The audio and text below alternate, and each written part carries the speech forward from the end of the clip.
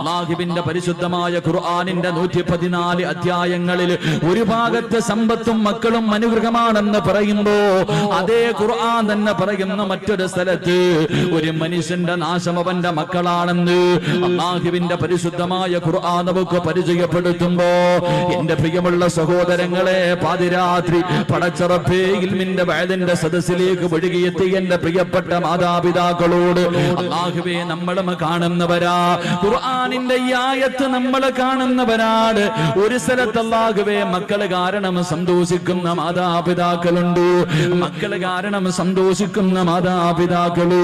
എങ്കിലും മറു സൈഡിൽ ചില മാതാപിതാക്കളുണ്ടല്ലോ, ചില മക്കൾ അല്ലാഹുവേ, ചില ഉമ്മയും വാപ്പയും അല്ലാഹുവിനോട് ദുആ ചെയ്യുന്ന പടച്ചുറപ്പേ എന്റെ പൊന്നുമോന് ദീർഘായുസ് കൊടുക്കണേ അല്ലാ, എന്റെ പൊന്നുമോന് ആഫിയത്ത് കൊടുക്കണേ അല്ലാ. രാവിലെ വീട്ടിൽ നിന്ന് ഇറങ്ങിപ്പോയ തന്റെ പൊന്നാര മകന് വീട്ടിലേക്ക് മടങ്ങി വരുന്നത് വരെ ഒരു സമാധാനമില്ലാതെ പടച്ചവനെ ഒന്നിരിക്കാൻ കഴിയാതെ ഉറക്കം വരാതെ മാതാപിതാക്കളെ തന്റെ പൊന്നുമക്കളെ കാത്തിരിക്കുമ്പോ എന്റെ പ്രിയമുള്ളവരെ മറ്റൊരു ഭാഗം നോക്കുമ്പോ അല്ലാഹുവേ മാതാപിതാക്കള് പടച്ച റബ്ബിനോട് ചോദിക്കുന്നു, അല്ലാ എന്തിനാ പടച്ചവനെ ഇങ്ങനെ ഒരുത്തനെ തന്നത്, എന്തിനാ പടച്ചവനെ? അല്ലാഹുവേ ഉമ്മയും വാപ്പയും അല്ലാഹുവോട് തന്നെ ചോദിക്കുകയാ, എന്തിനാ അല്ലാ ഇങ്ങനെ ഒരുത്തനെ എനിക്ക് തന്നത്? രാവിലെ വീട്ടിൽ നിന്നിറങ്ങി പോകുന്ന പൊന്നുമോര് അവൻ മരിച്ചു പോകണമെന്ന് ആഗ്രഹിക്കുന്ന മാതാപിതാക്കളുണ്ടല്ലോ. അല്ലാഹുവേ പടച്ചവനെ മക്കള് നന്നാകണമെന്ന് ആഗ്രഹിക്കുന്ന, തന്റെ മക്കള് നന്നാകണമെന്ന് ദുആ ചെയ്യേണ്ട നാവ് കൊണ്ട് ഇവൻ നശിച്ചു പോകട്ടെ, ഇവൻ മുടിഞ്ഞു പോകട്ടെ എന്നല്ലാഹുവേ തന്റെ മക്കൾക്കെതിരെ ദുആ ചെയ്യുന്ന മാതാപിതാക്കളുമുണ്ട്. എന്റെ പ്രിയമുള്ള സഹോദരങ്ങളെ, അങ്ങനെയുള്ള ഒരു കാലഘട്ടത്തിലൂടെ കടന്നു പോകുമ്പോ മാതാപിതാക്കൾക്ക് ഒരു വിലയും നൽകാത്ത മക്കളുടെ കാലമാണല്ലോ. പടച്ചവനെ പണം കിട്ടിക്കഴിയുമ്പോ, സൗന്ദര്യമുള്ള ഒരു പെണ്ണിനെ കിട്ടിക്കഴിയുമ്പോ അല്ലാഹുവേ പോറ്റി വളർത്തിയ മാതാപിതാക്കളെ വീട്ടിൽ നിന്ന് അടിച്ചിറക്കുന്ന മക്കളുണ്ടല്ലോ, മാതാപിതാക്കളോട് മിണ്ടാത്ത മക്കളുണ്ടല്ലോ, രോഗം പിടിച്ച ഉമ്മാനെ ചാക്കിൽ കെട്ടിയിട്ട് റോഡിന്റെ സൈഡിൽ കൊണ്ടുവന്ന് തെള്ളുന്ന മക്കളുടെ കാലമല്ലേ. എന്റെ പ്രിയമുള്ളവരെ, സ്കൂളിൽ പഠിക്കുന്ന യുവതലമുറയുണ്ടല്ലോ, തന്റെ കൂട്ടുകാരോട് പ്രായമുള്ള ഉമ്മയെ കാണിച്ചിട്ട് പ്രായമുള്ള വാപ്പയെ കാണിച്ചിട്ട് ഇതെന്റെ മാതാപിതാക്കളാണെന്ന് പറയാ മക്കള് മടിക്കുന്ന ഒരു കാലത്തുകൂടെ കടന്നു പോകുമ്പോ എന്റെ പ്രിയമുള്ളവരെ, നമ്മളെല്ലാവരും ഏറ്റവും കൂടുതൽ കേട്ട ഒരു ചരിത്രമുണ്ട്. ഈ കഴിഞ്ഞ വലിയ പെരുന്നാളിന് നമ്മളെല്ലാവരും ഒരു കുടുംബത്തെ കുറിച്ച് കേട്ടു. അല്ലാഹുവേ ഏത് കുടുംബത്തെ കുറിച്ചെന്നറിയുമോ? പരിശുദ്ധമായ മക്കയിലേക്ക് കോടാനുകോടി ലക്ഷക്കണക്കിന് ജനങ്ങള് അല്ലാഹുവിന്റെ ഭവനത്തിലേക്ക് പോയിട്ട് തിരിച്ചു വരുമ്പോ ഒരു കുടുംബത്തെ ഓർക്കാതെ ഒരു മനുഷ്യനും തിരിച്ചു വരാൻ കഴിയില്ല. അല്ലാഹുവിന്റെ മക്കയിലേക്ക് പരിശുദ്ധ കഅബയിലേക്ക് ചെന്നിട്ട് ഒരു വാപ്പയെയും ഉമ്മയെയും മകനെയും കുറിച്ച് ചിന്തിക്കാതെ അവര് തന്നെയാണല്ലോ, അവരുടെ സ്മരണ തന്നെയാണല്ലോ ഇബ്രാഹിം നബിയെയും ഹാജറ ബീബിയെയും ഇസ്മായിൽ നബിയെയും ഈ ഭാര്യ ഭർത്താവിനെയും മകനെയും ഓർക്കാതെ ഒരു മനുഷ്യനും മക്കയിൽ നിന്ന് മടങ്ങി വരാൻ കഴിയില്ലല്ലോ. എന്റെ പ്രിയമുള്ളവരെ, അല്ലാഹുവിന്റെ ഖുർആൻ പറഞ്ഞ മക്കളാരെന്നറിയുമോ? അല്ലാഹുവിന്റെ പരിശുദ്ധമായ ഖുർആൻ ഒരു മകനെ കുറിച്ച് പറഞ്ഞു തരികയാ. പാതിരാത്രി ഒരുമിച്ച് കൂടി എന്റെ പ്രിയമുള്ള ഉപ്പമാരോട് ഉമ്മമാരോട് എന്റെ പ്രിയപ്പെട്ട മാതാപിതാക്കളോട് ചെറുപ്പക്കാരോട്, മക്കളെ ഖുർആൻ പറഞ്ഞ മകനേതെന്നറിയുമോ? എന്റെ പ്രിയമുള്ളവരെ, അല്ലാഹുവിന്റെ ഖുർആൻ പറയുന്നു, ഇന്നല്ലാഹ ഇസ്തഫാ ലി ആദമ വനൂഹ വആല ഇബ്രാഹീം. അല്ലാഹുവിന്റെ പരിശുദ്ധമായ ഖുർആൻ പറയുന്നു, ആദം നബി അലൈഹിസ്സലാമിനെ അല്ലാഹു തിരഞ്ഞെടുത്തു, നൂഹ് നബി അലൈഹിസ്സലാമിനെയും അല്ലാഹു തിരഞ്ഞെടുത്തു. എന്നിട്ട് അല്ലാഹു പറഞ്ഞു വആല ഇബ്രാഹീം. ഇബ്രാഹിം നബിയെ തെരഞ്ഞെടുത്തു എന്നല്ല പറഞ്ഞത്, ഇബ്രാഹിം നബിയുടെ കുടുംബത്തെ തെരഞ്ഞെടുത്തു എന്ന് പരിശുദ്ധമായ ഖുർആൻ പറയുകയാ. ഏത് കുടുംബമെന്നറിയുമോ? എന്റെ പ്രിയമുള്ളവരെ, ആരാണ് ഇബ്രാഹിം നബി എന്നറിയുമോ? ഇബ്രാഹിം നബിയുടെ ചരിത്രം ഈ മുസ്ലിമീങ്ങൾക്ക് മറക്കാൻ കഴിയില്ലല്ലോ. എന്റെ പ്രിയമുള്ളവരെ, മഹാനായ ഖലീലുള്ളാഹി ഇബ്രാഹിം നബി അലൈഹിസ്സലാം തന്റെ പ്രിയപ്പെട്ട ഭാര്യയായ സാറാ ബീവി റളിയല്ലാഹു തആല അൻഹാ രണ്ടുപേരും വിവാഹം കഴിഞ്ഞു. ഒരുപാട് നാളുകളായി മക്കളില്ല, രണ്ടുപേർക്കും പ്രായമായിരിക്കുകയാണ്. ആ സമയത്ത് ഇബ്രാഹിം നബി അല്ലാഹുവിനോട് ദുആ ചെയ്യുകയാ, മക്കളെ കിട്ടാൻ ദുആ ചെയ്യുകയാണ്. എന്നിട്ടും മക്കളെ കിട്ടാതെ വന്നപ്പോ തന്റെ പ്രിയപ്പെട്ട ഭാര്യയായ സാറാ ബീവി റളിയല്ലാഹു തആല അൻഹാ അവന്റെ ഭർത്താവായ ഇബ്രാഹിം നബിയോട് അവിടുന്ന് പറയുന്നു, നബിയേ, ഇനി ഞാൻ പ്രസവിക്കുമെന്ന് തോന്നുന്നില്ല നബിയേ, എനിക്കൊരുപാട് പ്രായമായല്ലോ, അതുകൊണ്ട് നിങ്ങൾ മറ്റൊരു വിവാഹം കഴിക്കണം നബിയേ. ഒരു ഭാര്യ ഭർത്താവിനോട് മറ്റൊരു വിവാഹം കഴിക്കാൻ പറയുകയാ. ഇബ്രാഹിം നബിയോട് പറഞ്ഞു, നിങ്ങൾ മറ്റൊരു വിവാഹം കഴിക്കണം. ആ വിവാഹത്തിലൂടെ ഒരു കുഞ്ഞുണ്ടായാ അത് എന്റെ കുഞ്ഞ് തന്നെയല്ലേ നബിയേ, എനിക്കവനെ സ്നേഹിക്കാൻ കഴിയുമല്ലോ. ഇബ്രാഹിം നബി തന്റെ പ്രിയപ്പെട്ട ഭാര്യയോട് പറഞ്ഞു, സാറാ, എങ്കിൽ നീ തന്നെ ഒരു പെണ്ണിനെ കാണിച്ചതാ. ആരെയാണ് ഞാൻ വിവാഹം കഴിക്കേണ്ടത്? നീ തന്നെ കാണിച്ചതാ സാറാ. സാറാ ബീവി റളിയല്ലാഹു തആല അൻഹ ഒരു പെണ്ണിനെ കാണിച്ചു കൊടുക്കുകയാ. ആരെയാ കാണിച്ചു കൊടുത്തത്? മഹദി ഹാജറാ. ഹാജറാ ബീവി റളിയല്ലാഹു തആല അൻഹയെ കാണിച്ചു കൊടുക്കുകയാണ്. എന്റെ പ്രിയമുള്ളവരെ, ചരിത്രമറിയാ, ഇബ്രാഹിം നബി ഹാജറാ ബിയെ വിവാഹം കഴിച്ചു. അവിടുന്ന് ഒരു കുഞ്ഞു ജനിക്കുകയാണ്, ഒരു പൊന്നുമോന് ജനിക്കുകയാണ്. ഇസ്മായിൽ എന്ന് പേരിടുകയാ. അല്ലാഹുവേ, തന്റെ പ്രിയപ്പെട്ട ഭാര്യ പ്രസവിച്ച് തന്റെ ചോരക്കുഞ്ഞിനെയും കെട്ടിപ്പിടിച്ചു കൊണ്ടിരിക്കുമ്പോ അതാ വരുന്നു ഇബ്രാഹിം നബി. വന്നിട്ട് പറയുന്നു, ഹാജറാ, യാത്രയ്ക്ക് പോകാൻ തയ്യാറെടുത്തോ. പ്രസവിച്ച് കിടക്കുന്ന ഭാര്യയോട് പറയുകയാണ്, ചോര കുഞ്ഞിനെയും എടുത്തിട്ട് യാത്രയ്ക്ക് തയ്യാറെടുത്തോ. ഹാജറ ചോദിച്ചു, എവിടേക്കാണ് പോകുന്നതെന്ന് ചോദിച്ചില്ല. ഭർത്താവ് ഒരുങ്ങാൻ പറഞ്ഞു, ഞാൻ പ്രസവിച്ച് കിടക്കുകയാണെന്ന് പറഞ്ഞില്ല. ഒരുങ്ങാൻ പറഞ്ഞു. ആ സാലിഹത്തായ പെണ്ണനുസരിക്കുകയാണ്. ഭർത്താവ് ഒരുങ്ങാൻ പറഞ്ഞു, ആ പെണ്ണൊരുങ്ങുകയാണ്. തന്റെ ചോര കുഞ്ഞിനെ എടുത്തു. അല്ലാഹുവേ, ഇബ്രാഹിം നബി അലൈഹിസ്സലാം കടന്നു പോവുകയാണ്. അവസാനം യാത്ര ചെയ്ത് മക്കയിലെത്തിയിട്ട് പടച്ചവനെ, സഫാ മർവ എന്ന് പറയുന്ന രണ്ട് മലകളുണ്ടല്ലോ. അല്ലാഹുവേ, ജനവാസമില്ലാത്ത ഒരു പറവ് പോലും പറക്കുന്ന പോകാത്ത ഒരു പറവ് പോലും ഇല്ലാത്ത ഒരു മനുഷ്യനില്ലാത്ത രണ്ട് മലകൾക്ക് നടുവിൽ തന്റെ പ്രിയപ്പെട്ട ഭാര്യയെയും ചോരക്കുഞ്ഞിനെയും അതാ ഇബ്രാഹിം നബി ഇറക്കി വിട്ടിട്ട് കുടിക്കാനുള്ള വെള്ളവും കഴിക്കാനുള്ള കാരക്കയും കയ്യിലേക്ക് വെച്ചു കൊടുത്തിട്ട് ഇബ്രാഹിം നബി അലൈഹിസ്സലാം തിരിച്ചു നടക്കുകയാ. സാറാ ബീവി ഇങ്ങനെ അതാ ഹാജറാ ബീവി അത്ഭുതത്തോടെ നോക്കുകയാണ്. തന്റെ പ്രിയപ്പെട്ട ഭർത്താവ് ചോദിക്കുന്നതിനൊന്നും മറുപടി പറയാതെ മിണ്ടാതെ നടന്നു പോവുകയാ. ഹാജറാ ബീവി ചോദിച്ചു, നബിയേ, അല്ലാഹുവിന്റെ കൽപ്പനയാണോ അതോ സ്വന്തം തീരുമാനമാണോ? ആ സമയത്തിന്റെ പ്രിയമുള്ളവരെ, ഹാജറാ ബീവി റളിയല്ലാഹു തആല അൻഹയോട് അവിടുന്ന് പറഞ്ഞ മറുപടി എന്തെന്നറിയുമോ? അവിടുന്ന് പറയുന്നു, ഹാജറാ, ഇത് എന്നെ പടച്ച റബ്ബിന്റെ തീരുമാനമാ ഹാജറാ. തന്റെ തോരക്കുഞ്ഞിനെ നെഞ്ചിലേക്ക് ചേർത്ത് പിടിച്ചിട്ട് ചിരിക്കുന്ന മുഖത്തോടെ ഹാജറ പറഞ്ഞു, ഹസ്ബുനല്ലാഹ്, ഹസ്ബുനല്ലാഹ്, എങ്കിലും നിങ്ങൾ സന്തോഷത്തോടെ പൊക്കോ. എന്നെയും എന്റെ കുഞ്ഞിനെയും നോക്കാൻ അല്ലാഹുവിനറിയാ, എന്നെയും എന്റെ കുഞ്ഞിനെയും നോക്കാൻ അല്ലാഹുവിനറിയാ. എന്റെ പ്രിയമുള്ളവരെ, ഇബ്രാഹിം നബി നടന്നു പോവുകയാ. കൊല്ലങ്ങൾ കഴിഞ്ഞു. ഇസ്മായിൽ നബി അലൈഹിസ്സലാം വളരുകയാണ്. ഇസ്മായിൽ നബി അലൈഹിസ്സലാം വളരുകയാണ്. വാപ്പ ഇടയ്ക്കിടയ്ക്ക് വരാറുണ്ട്. അങ്ങനെ വളർന്ന് ചരിത്രം പറയുന്നു. അവസാനം ഇബ്രാഹിം നബി അലൈഹിസ്സലാം മടങ്ങി വരികയാ. തന്റെ പ്രിയപ്പെട്ട ഭാര്യയുടെ മുന്നില്, മകന്റെ മുന്നിലേക്ക് അതാ വർഷങ്ങൾ കഴിഞ്ഞു മടങ്ങി വന്നു. ഇബ്രാഹിം നബി അലൈഹിസ്സലാം അതാ തന്റെ മകന്റെ കൂടെ കൂടിയിട്ട് വല്ലാത്ത സന്തോഷമാ. വാപ്പയും മകനും ഇങ്ങനെ സന്തോഷത്തോടെ കഴിയുന്നത് കണ്ടപ്പോ ഇബ്രാഹിം നബി അലൈഹിസ്സലാം അലൈഹിസ്സലാം ഇസ്മായിൽ നബിക്ക് 10 വയസ്സിന്റെ താഴെയാണ് പ്രായം. ചരിത്രം പറയുകയാ. എന്റെ പ്രിയമുള്ളവരെ, ഒരു ദിവസം രാവിലെയുണ്ടല്ലോ, ഇബ്രാഹിം നബി തന്റെ പൊന്നുമോന്റെ കയ്യിൽ പിടിച്ചിട്ട് ചോദിക്കുന്നു, മോനെ ഇസ്മായിലേ, അല്ലാഹു പറഞ്ഞിരിക്കുകയാ നിന്നെ അറുത്തു കൊടുക്കാൻ. ഇന്നലെ വാപ്പ ഒരു സ്വപ്നം കണ്ട പൊന്നുമോനെ, അല്ലാഹു നിന്നെ അറുത്തു കൊടുക്കാൻ അല്ലാഹു പറഞ്ഞിരിക്കുകയാ.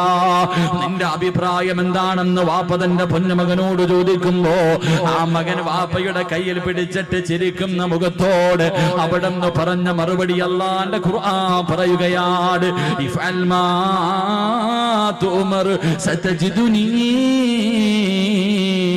ഇൻഷാ അല്ലാഹ്.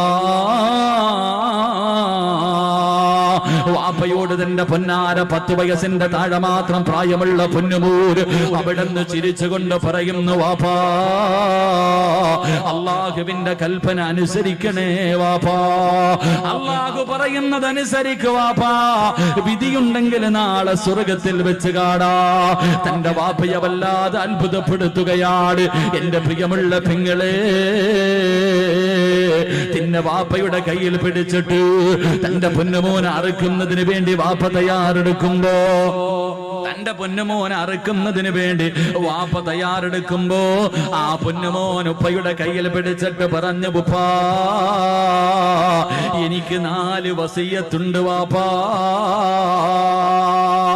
ആ 10 വയസ്സിന്റെ താഴെ മാത്രം പ്രായമുള്ള പൊന്നുമോനോട് വാപ്പ ചോദിച്ചു, എന്തേ മോനെ, എന്തേ നിനക്ക് അവസാനമായി വസിയത്ത് ചെയ്യാനുള്ളത്? അവിടെന്ന് പൊന്നുമോൻ ഉപ്പാരോട് പറയുന്ന, ഉപ്പാ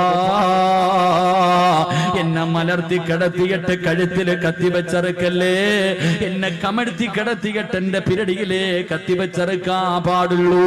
അത്ഭുതത്തോടെ ഇബ്രാഹിം നബി ചോദിച്ചു, മോനെ കാരണമെന്തേ? അവിടെന്ന് പറഞ്ഞു കൊടുത്തു, വാപ്പാ നിങ്ങളെ എനിക്ക് വല്ലാത്ത ഇഷ്ടമാ, എന്നെ നിങ്ങൾക്ക് വല്ലാത്ത ഇഷ്ടമാണ്. അറുക്കുന്നതിന് വേണ്ടി കഴുത്തിലേക്ക് കത്തികിടത്ത് വെക്കുമ്പോ എന്റെ മുഖമെങ്ങാനും കണ്ട നിങ്ങളെ കൊണ്ടറുക്കാ കഴിയില്ല വാപ്പാ, അല്ലാഹുവിന്റെ കൽപ്പന അനുസരിക്കാ കഴിയില്ല. അതുകൊണ്ട് എന്നെ കമഴ്ത്തി കിടത്തിയിട്ട് പിരടിയില് കത്തിവെച്ചറുക്കാൻ പാടുള്ളൂ. രണ്ടാമതായി പറഞ്ഞു കൊടുക്കുന്നു, വാപ്പാ എന്റെ കയ്യും കാലും കെട്ടിയിടണേ വാപ്പാ, എന്റെ കയ്യും കാലും കെട്ടിയിടണം. എന്തിനാ മോനെ, എന്തിനാ മോനെ? വാപ്പാ നിങ്ങൾ എന്റെ കഴുത്തില് കത്തിവെച്ചറക്കുമ്പോ എനിക്ക് വല്ലാതെ വേദനിക്കുമല്ലോ.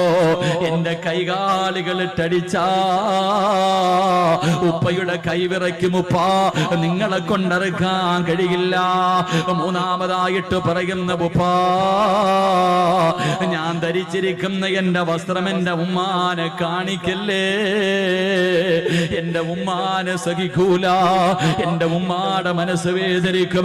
നാലാമതായിട്ട് ഇസ്മായിൽ എന്ന ചെറിയ പയ്യന് വാപ്പയോട് പറഞ്ഞു കൊടുക്കുകയാണ്, വാപ്പാ എന്നെ അറുത്തിട്ട് നിങ്ങൾ തിരിച്ചു പോകുമ്പോ എന്റെ ഉമ്മയോട് എന്റെ സലാം പറയടേ,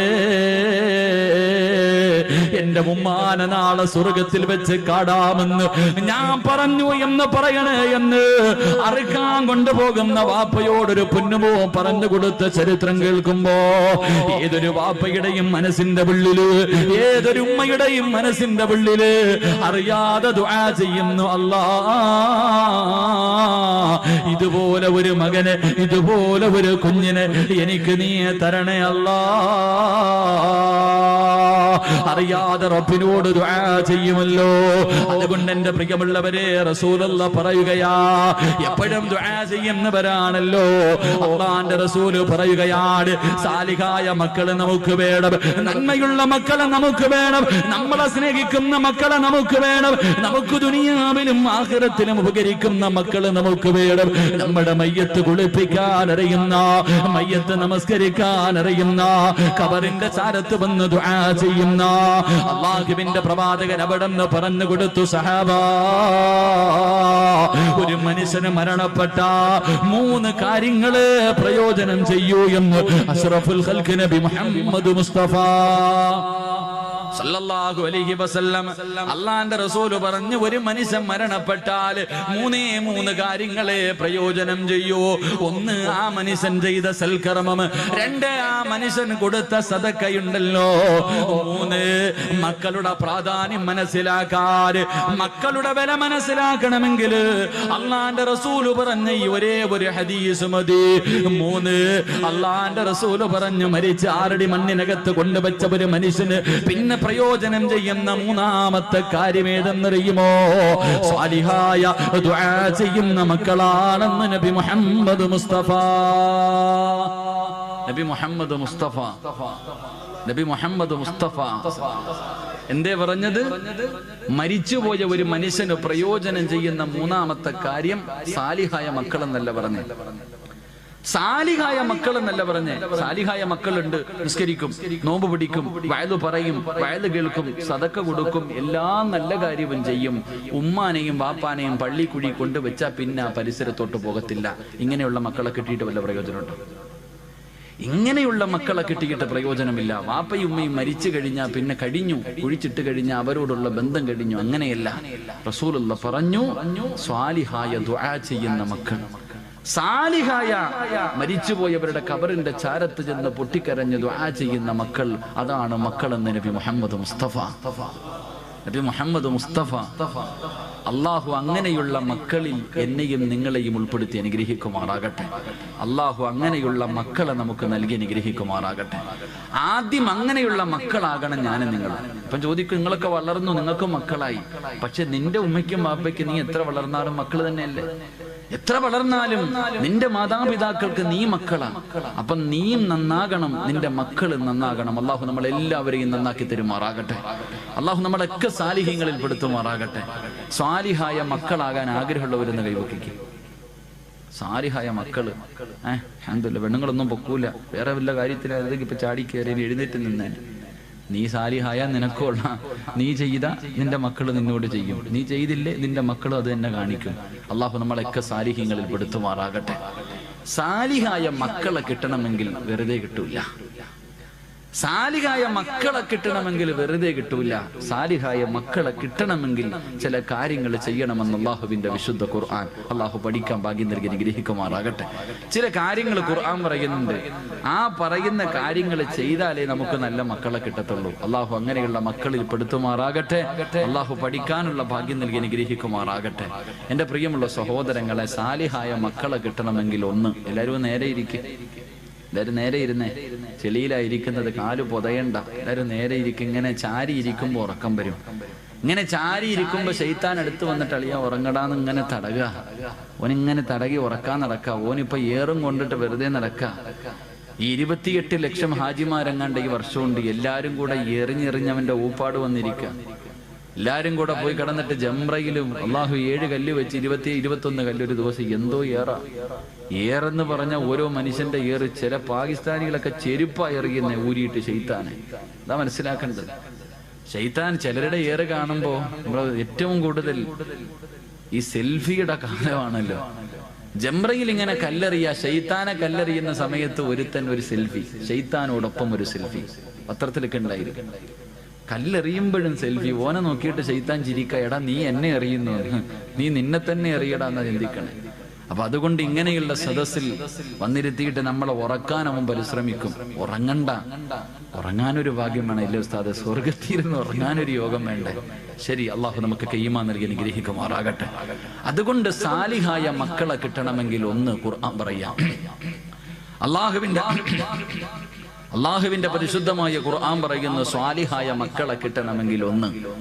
എന്റെ പ്രിയമുള്ള സഹോദരങ്ങളെ, ഒരു മനുഷ്യൻ ഒരു കൃഷി ചെയ്യാൻ തീരുമാനിച്ചു.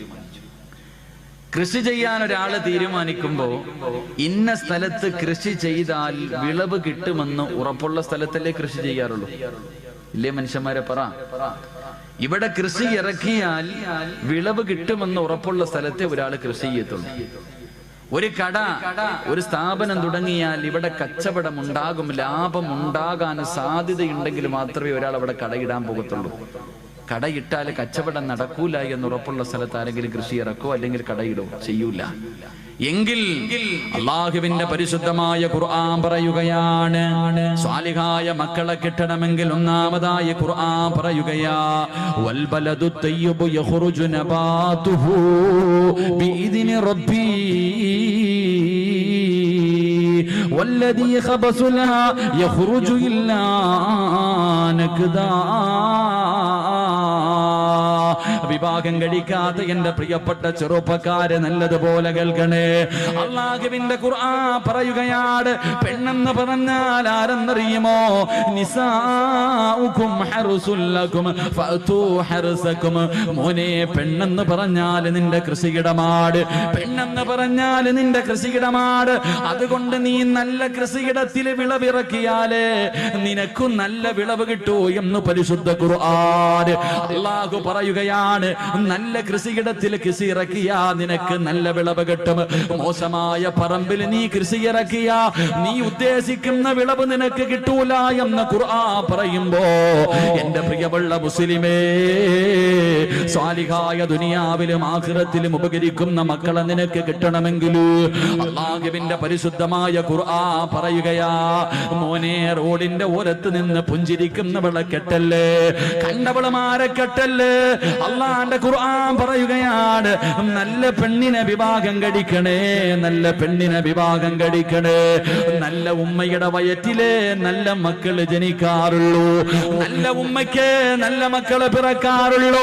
അള്ളാഹുവേ, നല്ല വാപ്പയ്ക്ക് നല്ല മക്കള് ജനിക്കൂ എന്ന് അള്ളാഹുവിന്റെ പരിശുദ്ധമായ ഖുർആൻ പരിചയപ്പെടുത്തുമ്പോ, എന്റെ പ്രിയമുള്ളവരെ, നല്ല ഉമ്മമാർക്ക് നല്ല മക്കള് ജനിക്കൂ. അള്ളാഹുവിന്റെ റസൂൽ അതുകൊണ്ടാ പറഞ്ഞത്, എന്റെ പ്രിയമുള്ളവരെ, നല്ല ഉമ്മയുടെ വയറ്റിൽ എത്രയോ നല്ല മക്കള് ജനിച്ചതിന്റെ ചരിത്രം നമുക്ക് കാണാൻ കഴിയും. എന്റെ പ്രിയമുള്ളവരെ, കേട്ടതാണെങ്കിലും ഒരു ചരിത്രം ഞാൻ പറഞ്ഞു തരാ. ഒരു നല്ല വാപ്പയ്ക്കും ഉമ്മയ്ക്കും ജനിച്ചവരെ പൊന്നുമോനെ കുറിച്ച് പറഞ്ഞു തരട്ടെ. മഹാനായ സാബിത്ത് ഇബ്നു ഇബ്രാഹിം എന്ന് പറയുന്ന ഒരു ചെറുപ്പക്കാരനുണ്ടല്ലോ. കാണാൻ എന്ത് സുന്ദരനെന്നറിയുമോ? വല്ലാതെ യുവത്വത്തിന്റെ നടുവിലൂടെ നടന്നു പോകുന്ന ഒരു ചെറുപ്പക്കാരനാ. പക്ഷേ പടച്ചവനെ വല്ലാത്ത പേടിയാ. അല്ലാഹുവിനെ പേടിച്ച് ജീവിക്കുന്നവനാണ്. പടച്ചവനെ വിശപ്പ് സഹിക്കാൻ കഴിയാതെ വീട്ടിൽ കിടന്നിട്ട് ഉറക്കം വരുന്നില്ല. അവിടെ നിന്ന് മുണ്ട് മുറുക്കി വൃത്തികെട്ടിയ ചെറുപ്പക്കാരൻ ഇറങ്ങി നടക്കുകയാണ്. അവസാനം നടന്ന് ഒഴുക്കമുള്ള ഒരു പുഴയുടെ ചാരത്ത് പോയി തളർന്നു കിടക്കുകയാ. ഒരു പുഴയുടെ ചാരത്ത് പോയി തളർന്നു കിടക്കുകയാണ്.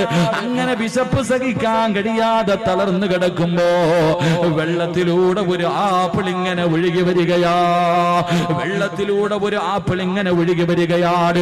സാബിത്ത് ഇബ്നു ഇബ്രാഹിം എന്ന് പറയുന്ന ചെറുപ്പക്കാരൻ ആപ്പിളങ്ങ് കാണുമ്പോ വിശപ്പിന്റെ കാഠിന്യത്താൽ അറിയാതെ അതങ്ങെടുത്ത് കഴിക്കുകയാണ്. പടച്ചവനെ, ആപ്പിളങ്ങ് ആർത്തിയോടെ തിന്നുകയാണ്. തന്റെ ആമാശയത്തിലേക്ക് ആപ്പിളിന്റെ ഒരൽപ്പം തന്റെ വയറിന്റെ ഉള്ളിലേക്ക് കടന്നു ചെന്നപ്പോ വിശപ്പിനൽപ്പം ശമനം കിട്ടിയപ്പോ ആ ചെറുപ്പക്കാരൻ ചിന്തിച്ചു, അല്ലാ, ഇതാരുടേതാണെന്നറിയില്ലല്ലോ പടച്ചവര്. ഹറാമ് തിന്നുപോയല്ലോ, ഹറാമന്റെ വയറ്റിൽ പെട്ടുപോയല്ലോ, എന്റെ ദുനിയാവും ആഖിറവും നഷ്ടപ്പെട്ടു പോയല്ലോ. പടച്ചവനെ, എന്റെ അമലുകളൊന്നും സ്വീകരിക്കില്ലല്ലോ. ഞാൻ മരിച്ചാ നരകത്തിലാണല്ലോ. കയ്യിൽ പകുതി ആപ്പിൾ പിടിച്ചിട്ടൊരു ചെറുപ്പക്കാരൻ പുഴയുടെ ചാരത്ത് നിന്ന് തലയിലൂടെ മണ്ണ് വാരിയിട്ടിട്ട് പൊട്ടിക്കരയുകയാ.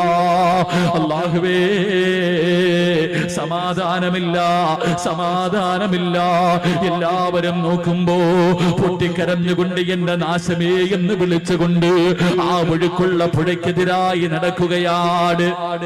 ആ പുഴയുടെ ചാരത്തുകൂടെ നടക്കുകയാ. എല്ലാവരും അത്ഭുതത്തോടെ നോക്കുന്ന ഒരു പ്രാന്തനെ പോലെ, അതാ തലയ്ക്ക് ബോധമില്ലാത്തവരെ പോലെ പൊട്ടിക്കരഞ്ഞുകൊണ്ട് അല്ലാഹുവേ കരഞ്ഞുകൊണ്ട് പോവുകയാണ്. ഈ ചെറുപ്പക്കാരെ കിലോമീറ്ററുകളോളം നടക്കുകയാ. അവസാനം ഒരു ആപ്പിള് തോട്ടം കണ്ടു. ആ തോട്ടത്തിൽ നിന്നാണ് ആപ്പിള് വെള്ളത്തിലേക്ക് വീണതെന്ന് മനസ്സിലാക്കി പൊട്ടിക്കരഞ്ഞുകൊണ്ട് തോട്ടത്തിനകത്തേക്ക് കടന്നു ചെല്ലുകയാ. ഒരു മനുഷ്യനകത്ത് നിൽക്കുന്നു, കരഞ്ഞുകൊണ്ട് പറഞ്ഞ് എനിക്കൊന്ന് പൊരുത്തം തരുവോ, ഞാൻ അറിയാതെ വിശപ്പിന്റെ കാഠിന്യത്താൽ ഒരാപ്പിളിന്റെ പകുതി ഞാൻ കടിച്ചുപോയി. ആ വീടാ തോട്ടത്തിലിരിക്കുന്ന മനുഷ്യൻ പറയുന്നു, സാബിത്ത് ഞാൻ ഇതിന്റെ മുതലാളിയല്ല, ഞാൻ ഇവിടത്തെ തൊഴിലാളിയാണ്. എന്റെ മുതലാളിയുടെ വീടെത്തണമെങ്കിൽ 3 ദിവസം രാപ്പകല് നടന്നാലേ എന്റെ യജമാനന്റെ വീട്ടിലെത്തൂ. സാബിത്ത് പറഞ്ഞു, 3 അല്ല 300 കൊല്ലം നടക്കേണ്ടി വന്നാൽ നടക്കാൻ ഞാൻ തയ്യാറാ. കാരണം എനിക്ക് റബ്ബിന്റെ മുന്നിൽ അല്ലാഹുവേ ഒരു പാവിയെ പോലെ നിൽക്കാൻ വയ്യ. അവസാനം യജമാനന്റെ വീട് പറഞ്ഞു കൊടുത്തു. അതാ നടക്കുകയാണ്.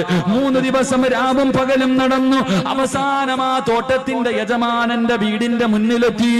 ഓടിച്ചെന്ന് പൊട്ടിക്കരഞ്ഞുകൊണ്ട് പറയുന്നു, എനിക്കൊന്ന് പൊരുത്തം തരുവോ, നിങ്ങളുടെ ആപ്പിള് ഞാൻ കടിച്ചുപോയി, എനിക്കൊന്ന് പൊരുത്തം തരുവോ.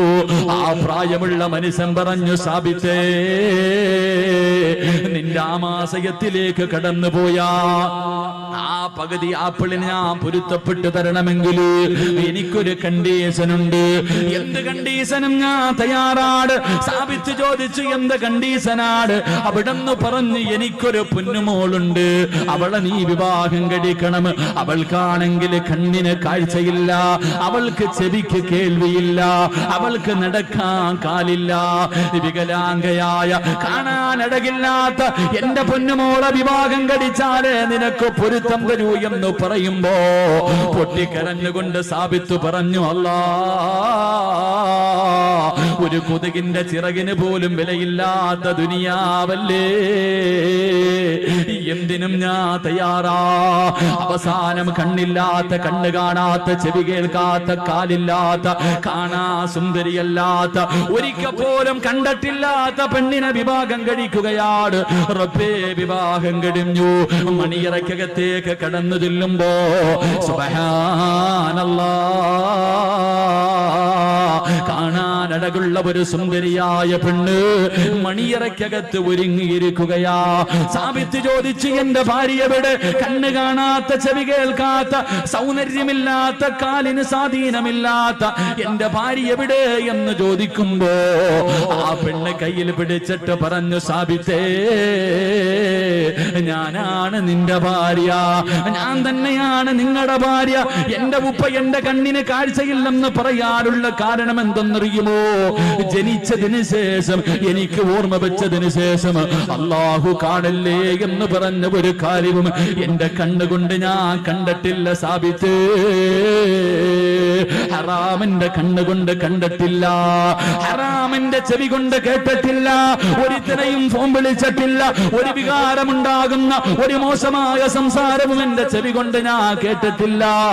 മൂന്നാമതായിട്ട് ആ പെണ്ണ് പറയുകയാ, അല്ലാഹു പോകരുതേ എന്ന് പറഞ്ഞ ഒരു സ്ഥലത്തേക്ക് എന്റെ ഈ കാലുകൊണ്ട് ഇന്ന് വരെ ഞാൻ നടന്നു പോയിട്ടില്ല. അതുകൊണ്ടാണ് എന്റെ വാപ്പ ഇങ്ങനെ പറഞ്ഞെന്ന് പറയുമ്പോ, എന്റെ പ്രിയമുള്ളവരെ, പെണ്ണെന്ന് പറഞ്ഞാൽ ഇങ്ങനെയാ, ഒരു പെണ്ണെന്ന് പറഞ്ഞാൽ ഇങ്ങനെയാണ്. വെള്ളത്തിലൂടെ ഒഴുകി വന്ന ആപ്പിളെടുത്ത് കടിച്ചിട്ട് പൊരുത്തം ചോദിക്കാൻ പോയ ചെറുപ്പക്കാരൻ, ഈ വാപ്പയ്ക്കും ഉമ്മയ്ക്കും ഒരു മകൻ ജനിച്ചു, ഈ വാപ്പയ്ക്കും ഉമ്മയ്ക്കും ഒരു മകൻ ജനിച്ചു. ഇവരുടെ കൃഷിയിടത്തിൽ ഒരു വിളവ് കിട്ടി. ആ വിളവിന്റെ പേരെന്തെന്നറിയുമോ? മഹാനായ ഇമാമുനാ അബൂ ഹനീഫ.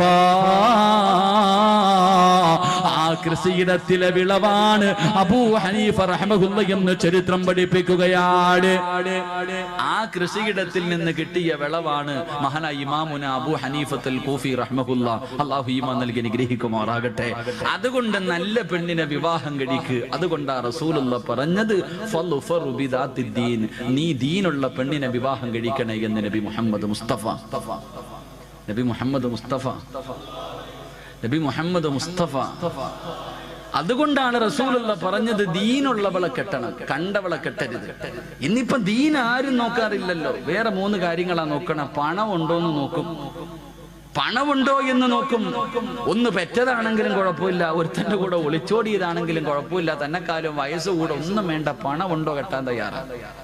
എന്റെ പ്രിയപ്പെട്ട ചെറുപ്പക്കാരോട് പെണ്ണുപിള്ള മുന്നിൽ ഉമ്മ പറയും, സ്ത്രീധനം ഉണ്ടെങ്കിൽ മാത്രമേ കല്യാണത്തിന് സമ്മതിക്കൂ, പൊന്നു മോനെ വെറുതെ നിൽക്കരുത്.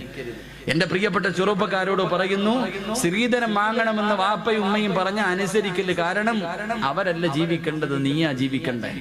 അള്ളാന്റെ റസൂല് പറയുന്നു, മൻ തസവ്വജ ലി ഇംറഅതി മാലിഹാ ലം യസിദുഹു ഇല്ലാ ഫഖറാ.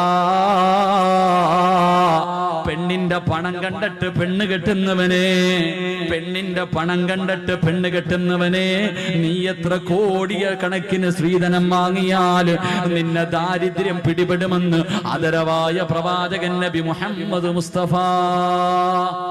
1 കോടി രൂപയും ബെൻസ് കാറും വാങ്ങിയവനാണെങ്കിൽ നീ യതീംഖാനയിലായി പോകുമെന്ന് നബിഗിന റസൂലുള്ളാഹി. അപ്പൊ പണം നോക്കിയിട്ട് പെണ്ണ് കെട്ടിയാ നീ യതീംഖാനയിലാകും. ഇനി 2 ഗ്ലാമർ ഉണ്ടോ? അതാ കൂടെ കൊണ്ട് നടക്കുമ്പോ എല്ലാരും ചോദിക്കണം, പൊട്ടന് ലോട്ടറി അടിച്ചതുപോലെ എവിടുന്ന് കിട്ടിയടാ? കാണുന്നവനൊക്കെ ഇങ്ങനെ നോക്കണം. ഗ്ലാമറുള്ള പെണ്ണ്, സൗന്ദര്യമുള്ള പെണ്ണ്. റസൂലുള്ള പറഞ്ഞു, വേണ്ട മോനെ, ഗ്ലാമർ കൂടിയവളെ നീ കെട്ടല്ലേ, അവളുടെ സൗന്ദര്യം അവളെ നശിപ്പിച്ചു കളയുമെന്ന് നബിയിന റസൂലുള്ളാഹി. അതുകൊണ്ടാണ് ഭർത്താക്കന്മാരോട് പറയുന്നത്, നിന്റെ ഭാര്യയ്ക്ക് നിന്നെക്കാളും ഗ്ലാമർ ഉണ്ടെങ്കിലും സുന്ദരിയാണെന്ന് പറയാൻ പാടില്ല. നിന്നെക്കാളും ഗ്ലാമർ നിന്റെ ഭാര്യക്കുണ്ടെന്ന് പറയാൻ പാടില്ല. പറഞ്ഞു കഴിഞ്ഞാൽ പിന്നെ ഓള് താഴെയെങ്ങും നിൽക്കൂല. ഓള് വിചാരിക്കും ഇവനില്ലെങ്കിൽ ഇവന്റെ വാപ്പ, അങ്ങനെ എന്താ താഴെയെങ്ങും നിൽക്കൂല, പിന്നെ അങ്ങ് കൂടും, അറശിന്റെ മുകളിലെത്തും. പെണ്ണിന്റെ സൗന്ദര്യം നോക്കിയിട്ട് കെട്ടാൻ പാടില്ല. 3 കുടുംബ മഹിമ നോക്കും. അവനവനെ കൊണ്ട് പറ്റുന്നിടത്ത് പോയി കയറിയാ പോരെ. പുളിങ്കൊമ്പിലേ പിടിക്കത്തുള്ളൂ, അത്തപ്പാടിയ അന്നന്നത്തെ ചെലവിന് എന്റെ ഗതിയില്ലാത്തവനെ വേറി കോടീശ്വരന്റെ മോളെ കെട്ടും. അള്ളാന്റെ റസൂല് പറഞ്ഞു, നീ കുടുംബ മഹിമ നോക്കിയിട്ട് പെണ്ണ് കെട്ടല്ലേ, നീ ആ കുടുംബത്തിൽ നാറിപ്പോകുമെന്ന് നബിയിന റസൂലുള്ളാഹി. അവരുടെ മുന്നിൽ നീ നാണം കെട്ടുപോകും, അവനവനെ കൊണ്ട് പറ്റുന്നത്. അതുകൊണ്ടാ പറഞ്ഞത്, നീ നോക്കണ്ട ഒന്നാമത്തെ കാര്യം, അവക്ക് അള്ളാനെ പേടിയുണ്ടോ? നിസ്കരിക്കാൻ അറിയോ? അവൾക്ക് റസൂലുള്ളാഹിനെ കുറിച്ച് അറിയോ? ഖുർആൻ ഓതാൻ അറിയുമോ? ദീനുള്ള പെണ്ണിനെ വിവാഹം കഴിക്ക്. ആ കൃഷിയിടത്തിൽ നല്ല മക്കൾ ജനിക്കുമെന്ന് നബി മുഹമ്മദ് മുസ്തഫ. അള്ളാഹു നമുക്കൊക്കെ നല്ല ഭാര്യമാരെ നൽകി അനുഗ്രഹിക്കുമാറാകട്ടെ. തന്നതിന് അള്ളാഹു നന്നാക്കി തരുമാറാകട്ടെ. ഒരു വാപ്പയും വിവാഹം കഴിക്കാത്ത മകനും കൂടെ ഈ മജ്‌ലിസിന്റെ സദസ്സിലുണ്ട്. ദുആ ചെയ്യുമ്പോ ഉസ്താദ് പറയുന്നു, മനസ്സിലെ ആഗ്രഹം എന്താണോ കരുതാൻ പറഞ്ഞാൽ, വിവാഹം കഴിക്കാത്ത മകൻ ഒരു സൈഡിൽ ഇരുന്ന് ചിന്തിക്കും, പടച്ചോനെ ഒരു സാലിഹത്തായ പെണ്ണിനെ എനിക്ക് തരണേ തമ്പുരാനെ. വാപ്പ ഇപ്പുറത്തിരുന്ന് പറയും, തന്നതിനെ ഒന്ന് നന്നാക്കി തരണേ പടച്ചവനെ. 2 പേരും ആവശ്യക്കാരിതാ. ഭാര്യയും വിവാഹം കഴിച്ചവരും കഴിക്കാത്തവരും എല്ലാവരും ഒരു സാലിഹത്തായ പെണ്ണിനെയാ കരുതുന്നേ. അള്ളാഹു നല്ല ഭാര്യമാരെ നൽകി അനുഗ്രഹിക്കുമാറാകട്ടെ. ചില പെണ്ണുങ്ങൾ വീടിന്റെ നാശമാണ്, ചില ഭാര്യമാർ വീടിന്റെ ഐശ്വര്യം നഷ്ടപ്പെടുത്തുന്നവരാ. അള്ളാഹു നമ്മളെ കാക്കുമാറാകട്ടെ. 6 സ്വഭാവമുള്ള പെണ്ണുങ്ങൾ വീടിന്റെ ഐശ്വര്യം നഷ്ടപ്പെടുത്തുന്നവരാ. അള്ളാഹു നമ്മുടെ ഭാര്യമാരെയൊക്കെ കാക്കുമാറാകട്ടെ. 6 സ്വഭാവമുള്ള പെണ്ണുങ്ങൾ വീടിന്റെ ഐശ്വര്യം നഷ്ടപ്പെടുത്തി കളയുന്നവരാ. ഞാൻ പറഞ്ഞുതരാം, നിങ്ങളുടെ ഭാര്യമാർക്ക് ആ സ്വഭാവം ഉണ്ടെങ്കിൽ തിരുത്തി കൊടുക്കൂ. പറമനുഷ്യന്മാരെ പറഞ്ഞുതരട്ടെ, ഉള്ള സമാധാനം പോയി കിട്ടും. നീ അനുഭവിക്കുന്നതിന്റെ കാരണവിതാ. എന്റെ പ്രിയപ്പെട്ട പെങ്ങളോട് പറയുന്നു, ഈ പറയുന്ന 6 ദുശീലങ്ങളിൽ ഏതെങ്കിലും ഒരെണ്ണം നിനക്കുണ്ടെങ്കിൽ തിരുത്തിക്കോ, ഇല്ലെങ്കിൽ നിന്റെ ജീവിതം നല്ല നിലയിൽ മുന്നോട്ട് പോകത്തില്ല. അള്ളാഹു പഠിക്കാൻ ഭാഗ്യം നൽകി അനുഗ്രഹിക്കുമാറാകട്ടെ. തമ്മിലടിക്കാനല്ല, പഠിക്കാൻ വേണ്ടി ഞാൻ പറഞ്ഞു തരാം. ഇൻഷാ അല്ലാഹ് ജീവിതത്തിൽ ഭാര്യയ്ക്ക് ഉപദേശിച്ചു കൊടുക്കണം. അള്ളാഹു ഈമാൻ നൽകി അനുഗ്രഹിക്കുമാറാകട്ടെ. വീടിന്റെ ഐശ്വര്യം നഷ്ടപ്പെടുത്തി കളയുന്ന ഒന്നാമത്തെ ഭാര്യ, വീടിന്റെ ഐശ്വര്യം നഷ്ടപ്പെടുത്തി കളയുന്ന ഒന്നാമത്തെ ഭാര്യ, എന്റെ പ്രിയമുള്ള സഹോദരങ്ങളെ, എപ്പോഴും രോഗം നടിക്കുന്നവള. അള്ളാഹു നമ്മളെ കാക്കുമാറാകട്ടെ. ഭർത്താവ് വന്നിട്ട് പറയും, ഐഷ മോളെ, ഒരു സുലൈമാനി അള്ളാഹ് എനിക്ക് തലവേദന അയക്കാം. ഒരു രോഗമില്ലെങ്കിലും എപ്പോഴും അസുഖം നടിക്കുന്ന ചില ജന്തുക്കളുണ്ട്. ഒരസുഖമില്ലെങ്കിലും അസുഖം നടിക്കുന്ന പെണ്ണ്, വയ്യ വയ്യ വയ്യ, അവൾ എപ്പോഴെങ്കിലും ആരോഗ്യമുണ്ടോ എന്ന് പറയുന്ന ഇന്ന് വരെ കേട്ടിട്ടില്ല. എന്ത് ചെയ്യാൻ പറഞ്ഞാലും രോഗം നടിക്കുന്നവൾ, അവൾ വീടിന്റെ ഐശ്വര്യം നഷ്ടപ്പെടുത്തി കളയുന്നവരാ. അള്ളാഹു നമ്മുടെ ഭാര്യമാരെ കാക്കുമാറാകട്ടെ. അള്ളാഹു നമ്മുടെ ഭാര്യമാരെ കാക്കുമാറാകട്ടെ. ഭർത്താവ് ചെന്നിട്ട് ചോദിക്കും, കേട്ടോടി മൂദേവി ഇന്നങ്ങാര് പറഞ്ഞത്, ഈ പറഞ്ഞ എല്ലാ ഗുണവും നിനക്കൊണ്ട് മര്യാദയ്ക്ക് തിരുത്തിക്കോന്ന് പറഞ്ഞിട്ട് ഇന്ന് തന്നെ തുടങ്ങിയേക്കരുത്. ഞാൻ പഠിക്കാൻ വേണ്ടിയാ പറയണത്, കലഹം ഉണ്ടാക്കാനല്ല. 2 ഞാൻ മൊത്തം പറയണോ? പറയണോ? കേൾക്കാൻ ആഗ്രഹമുള്ള ആണുങ്ങളൊന്ന് കൈവക്കിക്കേ. ഇന്ന് തീരുമാനമായി. ഇന്ന് ബെഡ്റൂമിൽ കയറുമ്പോ പറയും, കേട്ടോ, ഉണ്ടെങ്കിൽ തിരുത്തിക്കോ, നിന്നെ ഉപദേശിക്കല്ല, നന്നാകാൻ വേണ്ടിയാ. 2, എന്റെ പ്രിയമുള്ള സഹോദരങ്ങളെ, രണ്ടാമത്തെ ഭാര്യ ചെയ്ത നന്മകൾ എടുത്തു പറയുന്നവളാ. അള്ളാഹു നമുക്ക് ഈമാൻ നൽകി അനുഗ്രഹിക്കുമാറാകട്ടെ. വിവാഹം കഴിഞ്ഞ് 20 കൊല്ലമായി. ഭാര്യയും ഭർത്താവ് ഇന്നും വഴക്കുണ്ടാകുമ്പോ പെണ്ണുപിള്ള പറയും, അതേ വന്നത് വെറുതെ അല്ല, 30 പവനും 50 സെന്റും കാറുമായിട്ടാ വന്നേ. നിങ്ങളുടെ പെങ്ങളെ കെട്ടിക്കാൻ നേരത്ത് എന്റെ കയ്യിൽ കിടന്നതാ ഞാൻ ഊരിത്തന്നത്. എന്റെ വാപ്പ മരിക്കുന്ന കാലം വരെ നോക്കിയത് ഞാനാ. ചെയ്ത നന്മകൾ എടുത്തെടുത്ത് പറയുന്നവൾ, അവള് നല്ലവളല്ല, വീടിന്റെ നന്മ നഷ്ടപ്പെടുത്തുന്നവളാ. അള്ളാഹു നമ്മുടെ ഭാര്യമാരെ കാക്കുമാറാകട്ടെ. അത് ഭർത്താക്കന്മാരും അങ്ങനെ തന്നെ ആയിരിക്കും കേട്ടാ. ഭർത്താക്കന്മാര് എങ്ങനെ ഉണ്ടായി എങ്ങനെ ആയിരിക്കും. 3, എന്റെ പ്രിയമുള്ള സഹോദരങ്ങളെ, മൂന്നാമത്തെ പെണ്ണ് ഭാര്യയും ഭർത്താവും കൂടെ വീടിന്റെ വെളിയിലിരിക്കുക. രണ്ടുപേരും ഇങ്ങനെ തമാശകളൊക്കെ പറഞ്ഞുകൊണ്ടിരിക്കുമ്പോ അയൽവാസിയായ ആമിനായും ഭർത്താവും കൂടെ വെളിയിലിട്ട് ഇറങ്ങാ. ആ സമയത്ത് ഈ ജന്തു ഭർത്താവിനോട് പറയാ, ആണെന്ന് പറഞ്ഞ അങ്ങനെ ഇരിക്കണം, അങ്ങാരുടെ ബോഡി കണ്ടോ, ഇത് നിങ്ങളിങ്ങനെ നടക്കുക. ഭാര്യയും ഭർത്താവും വീടിന്റെ മുന്നിലിരിക്കുമ്പോ തന്റെ ഭർത്താവിനെ മുന്നിലിരുത്തിയിട്ട് മറ്റൊരുത്തനെ കുറിച്ച് അവൻ വലിയവനാ, അവൻ മറ്റവനാ, മറിച്ചവനാ, അങ്ങനെ ആകണം എന്ന് മറ്റൊരു ആണിനെ ആഗ്രഹിക്കുന്നവൾ നല്ലവളല്ല. അള്ളാഹു നമ്മളെ കാക്കുമാറാകട്ടെ.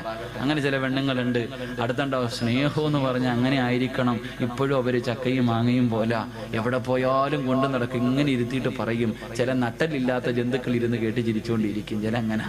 ചില കൊന്തന്മാരങ്ങനെ ഭാര്യ എന്ത് പറഞ്ഞാലും കേട്ടോണ്ടിരിക്കും. ഒരെണ്ണം തരന്നിട്ട് ഇട്ട് കൊടുക്കേണ്ട സമയം അപ്പോഴാ. മറ്റൊരുത്തനെ കുറിച്ച് മറ്റൊരു ആണിനെ പുകഴ്ത്തി പറയുന്നത് കേട്ടിട്ട് ഇങ്ങനെ ഇരിക്കാം. അടിക്കാൻ പാടില്ല, പക്ഷെ അടിക്കേണ്ട സമയമുണ്ട് മനുഷ്യന്മാരെ. ചില സമയങ്ങളിൽ കൊടുക്കണം. താതാന്ന് പറയുമ്പോ പിന്നെ എങ്ങനെ കൊടുക്കാതിരിക്കാം. ചില പെണ്ണുങ്ങൾ ചോദിച്ചുകൊണ്ട് നടക്കുക, ഒരെണ്ണം തായിക്കാന്ന് പറഞ്ഞു. എന്റെ പ്രിയമുള്ള സഹോദരങ്ങൾ, അതുകൊണ്ട് മൂന്നാമത്തെ പെണ്ണ് തന്റെ ഭർത്താവിനെ മുന്നിലിരിക്കുമ്പോ മറ്റൊരു ആണിനെ ആഗ്രഹിക്കുന്നവൾ. അള്ളാഹു നമ്മളെ കാക്കുമാറാകട്ടെ. നാലാമത്തത് അവക്ക് മക്കളെ നോക്കാൻ സമയമില്ല, ഭർത്താവിനെ നോക്കാൻ സമയമില്ല, വീട് നോക്കാൻ സമയമില്ല. 24 മണിക്കൂറും ഒടുക്കത്തെ ഒരുങ്ങുന്നവളാണെന്ന് നബി മുഹമ്മദ് മുസ്തഫ. അവക്ക് ആരെയും നോക്കാൻ സമയമില്ല. എഴുന്നള്ളത്തിന് നിൽക്കുന്ന ആനയെ പോലെ പട്ട ഇങ്ങനെ നിൽക്കണം. എല്ലാം കെട്ടിയിട്ട് എപ്പോഴും ഒരുങ്ങി സുന്ദരിയായിട്ട് നിൽക്കണം. അവക്ക് അവളെ കുറിച്ച് മാത്രമേ ചിന്തയുള്ളൂ. ഒരുങ്ങണ്ട എന്ന് ഞാൻ പറയുന്നില്ല. പെണ്ണൊരുങ്ങേണ്ടത് നാട്ടുകാരുടെ മുന്നിലല്ല, ഭർത്താവിന്റെ മുന്നില. വേണം, പക്ഷെ ആവശ്യത്തിന് വേണം. ഒരുപാടായിപ്പോയാ അത് പിന്നെ ദുരന്തങ്ങളിലേക്ക് എത്തിക്കും. അപ്പൊ 24 മണിക്കൂറും കണ്ണാടിയുടെ മുന്നിൽ നിന്ന് ഒരുങ്ങുന്നവൾ അവൾ നന്മയുള്ളവളല്ല. അള്ളാഹു നമ്മുടെ ഭാര്യമാരെ കാക്കുമാറാകട്ടെ. 5-ാമത്തെ പെണ്ണ് ഭർത്താവിന്റെ കയ്യിൽ പൈസയുണ്ടോ ഇല്ലേ അവൾക്കറിയണ്ട. ഭർത്താവിന്റെ കയ്യിൽ പണമുണ്ടോ ഇല്ല അതൊന്നും അറിയണ്ട. കാണുന്നത് മുഴുവനും വേണമെന്ന് പറഞ്ഞ് വാശി പിടിക്കുന്നവളാ. അള്ളാഹു കാക്കുമാറാകട്ടെ. അങ്ങനെ ചിലരുണ്ട്, ലുലു സെന്ററിൽ കൊണ്ടുപോയി ലോൺ എടുത്തിട്ടാ പോയെ. അവള് ചോദിച്ചത് മുഴുവനും വാങ്ങിക്കൊടുത്തു, ഇനി വണ്ടിക്കൂലിക്ക് മാത്രമേ കാശുള്ളൂ. വെളിയിലിറങ്ങുമ്പോൾ അപ്പുറത്ത് കടയിൽ കിടക്കണ ചുരിദാർ വേണമെന്ന് പറഞ്ഞ് വാശി പിടിക്കും. വാങ്ങിക്കൊടുത്തില്ലെങ്കിൽ പിന്നെ കൊച്ചി മുതൽ വീട് വരെ തല്ലായിരിക്കും. അങ്ങനെ ചില പെണ്ണുങ്ങൾ, അവള് നന്മ നഷ്ടപ്പെടുത്തുന്നവളാ.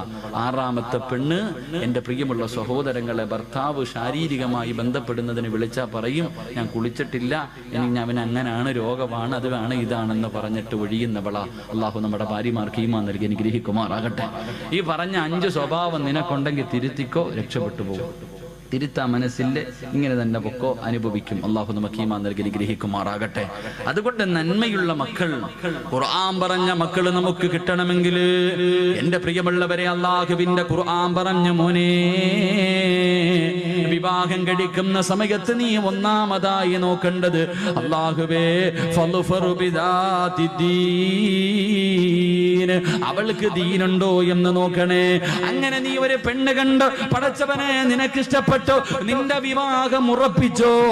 2, നിനക്ക് സാലിഹായ മക്കളെ കിട്ടണമെങ്കിൽ അല്ലാഹുവിന്റെ ഖുർആൻ പറയുകയാണ്, പ്രവാചകൻ പറയുകയാ, ആദ്യ വിവാഹം നടന്നത് നമ്മുടെ ബാപ്പയുടെയും ഉമ്മയുടെയും വിവാഹം നടന്നത് സ്വർഗത്തിൽ വെച്ച്. വെച്ചാ, ആദം നബിയുടെയും ഹവ്വാ ബീവിയുടെയും വിവാഹം നടന്നത് സ്വർഗത്തിൽ വെച്ചാ, വിവാഹം കഴിക്കുന്നത് സ്വർഗത്തിൽ പോയി ജീവിക്കാരാ. എല്ലാവരും വിവാഹം കഴിക്കുന്നത് എന്റെ പ്രിയമുള്ളവരെ പരിശുദ്ധമായ ഖുർആൻ പോലും നമുക്ക് പറഞ്ഞു തന്നില്ലേ? ഹും വഅസ്വാജുഹും ഫീ ളിലാലിൻ അലൽ ലറായികി മുത്തഖിയൂൻ ലഹും ഫീഹാ ഫാകിഹതു വലഹും മാ യദ്ദഊൻ സലാമുൻ ഖൗലൻ മിർ റബ്ബിർ റഹീം. അല്ലാഹുവിന്റെ ഖുർആൻ പറഞ്ഞു നാളെ പടച്ചവന്റെ അനുഗ്രഹങ്ങൾ കൊണ്ട് നിറച്ച സ്വർഗ്ഗത്തില് സ്വർണ്ണത്തിന്റെ ചാരുകസേലയിൽ ഒരു ഭാര്യയും ഒരു ഭർത്താവും തന്റെ മക്കളും ഇരുന്നു കൊണ്ട് അതാ ആസ്വദിക്കുമെന്ന് പരിശുദ്ധമായ ഖുർആൻ നമുക്ക് പരിചയപ്പെടുത്തുമ്പോ നമ്മുടെ ജീവിതം ദുനിയാവിലല്ല, നമ്മൾ കാലാകാലം ജീവിക്കേണ്ടത് പടച്ചവന്റെ സ്വർഗ്ഗത്തിലാണ്. നമ്മുടെ തറവാട് അവിടെയാ. അതുകൊണ്ട് റസൂലുള്ള പറയുന്നു ആദ്യ വിവാഹം നടന്നത് പടച്ചവന്റെ സ്വർഗ്ഗത്തിൽ വെച്ചാ. അതുകൊണ്ട് എന്റെ പ്രിയമുള്ളവര്, ദുനിയാവിലെ ഏറ്റവും നല്ല സ്ഥലമേതെന്നറിയുമോ? ദുനിയാവിൽ അല്ലാഹുവിന് ഏറ്റവും ഇഷ്ടപ്പെട്ട സ്ഥലമേതെന്നറിയുമോ? അതല്ലാഹുവിന്റെ പള്ളികളാ, അതല്ലാഹുവിന്റെ പള്ളികളാ. അതുകൊണ്ട് മോനെ, നിന്റെ രക്തത്തിൽ നല്ല മക്കള് പിറക്കണമെങ്കിൽ രണ്ട്, നിന്റെ വിവാഹം പള്ളിയിൽ വെച്ച് നടത്തണേ എന്ന് ആദരവായ പ്രവാചകൻ നബി മുഹമ്മദ് മുസ്തഫ.